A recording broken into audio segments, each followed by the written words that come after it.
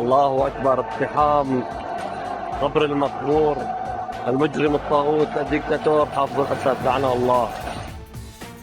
On December 8th of last year, Syrian rebels declared the collapse of the Al-Assad regime, ending a 53-year reign of iron-fisted rule. President Bashar al-Assad and his family fled to Russia, and the news of the dictator's ousting was met with cheers from citizens. للأحياء نحن مع كل الطوائف جميعا. بدنا سوريا حرة، بدنا مستقبل حلو، بدنا نرجع نبني شبابنا، نرجع نبني بلدنا من أول وجديد. But the joy was short-lived, as Syria's complex internal and external conflicts continue to persist. With their common enemy, the government forces, gone, the rebel factions, divided into various groups, are now prioritizing their own interests. Meanwhile, foreign powers that intervened in the Syrian civil war are vying for influence.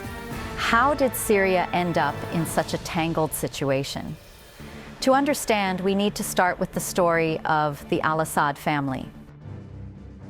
Since gaining independence in 1946, Syria has struggled to achieve lasting political or economic stability. It endured a series of coups, plunging the nation into chaos. In 1971, a leader emerged who would hold power for an unprecedented 30 years. Hafez al-Assad, the father of Bashar al-Assad. Hafez al-Assad seized power through a coup and established an authoritarian regime. The al-Assad family, part of the Alawite sect, a Shia offshoot, brutally suppressed any opposition, especially from the Sunni Muslim majority, which made up about 70% of Syria's population. Hafez maintained his iron grip on the country until his death from a heart attack in 2000. He was succeeded by his second son, Bashar al-Assad, a former ophthalmologist. Bashar al-Assad initially displayed a relatively moderate and reformist stance in contrast to his father. In his early years in power, he pursued limited efforts toward political liberalization, economic openness, and modernization. However, these reforms largely benefited a corrupt elite, leaving the majority of Syrians facing increased economic inequality. While President Assad attempted to implement controlled, incremental changes, his policies faltered.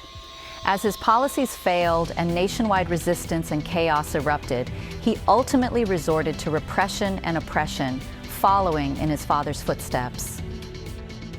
In 2011, a major incident shook Syria.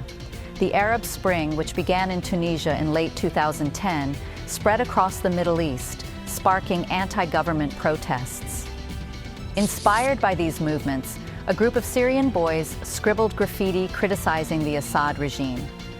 What could have ended as a minor graffiti incident escalated when the police arrested and tortured the youths involved. The situation worsened when one of the boys died, sparking outrage and driving angry citizens into the streets. The Assad government intensified the conflict by deploying tanks and using deadly force to suppress the protests. During this period, some army officers, appalled by the government's brutal repression, defected and formed militias. These groups joined forces with other anti-government factions to establish the rebel movement, marking the start of the Syrian civil war. However, the conflict quickly grew beyond a simple battle between the government and the rebels. Both sides received support from foreign powers, transforming the war into a de facto international proxy war. The Assad regime received support from key allies, including Russia and Iran. Russia had invested heavily in building a naval base in Syria since the 1970s. This was part of its strategy to secure a warm water port and maintain access to the Mediterranean, making its relationship with the Assad regime essential for its interests. Iran, as a Shiite majority nation, shared religious ties with the Assad regime and used Syria as a conduit for supporting Hezbollah in Lebanon. Conversely, the Syrian rebels were supported by countries including the United States, Turkey, and Saudi Arabia. However, Each of these nations backed different rebel factions based on their own interest, further complicating the situation. Amid this chaos, an extremist group, ISIS, Islamic State, capitalized on the security vacuum in Syria and Iraq to expand its influence. ISIS gained power through brutal tactics. Claiming to uphold Islamic fundamentalism, ISIS indiscriminately executing those who opposed its ideology, often through barbaric acts such as beheadings. The rise of this extremist terrorist group ultimately led to direct military intervention by the United States. The U.S. conducted airstrikes on cities with ISIS fighters, while also supporting Kurdish-led rebel forces in northeastern Syria to intensify the offensive against ISIS. While these efforts significantly weakened ISIS, they created new challenges. Connections between ISIS and the Syrian rebels were exposed, complicating international support for the broader rebel movement. Moreover, addressing ISIS terrorism required some level of cooperation with the Assad regime. Caught in a situation where neither the rebels nor the government forces could be fully supported, the international community lost the momentum for active intervention in the civil war.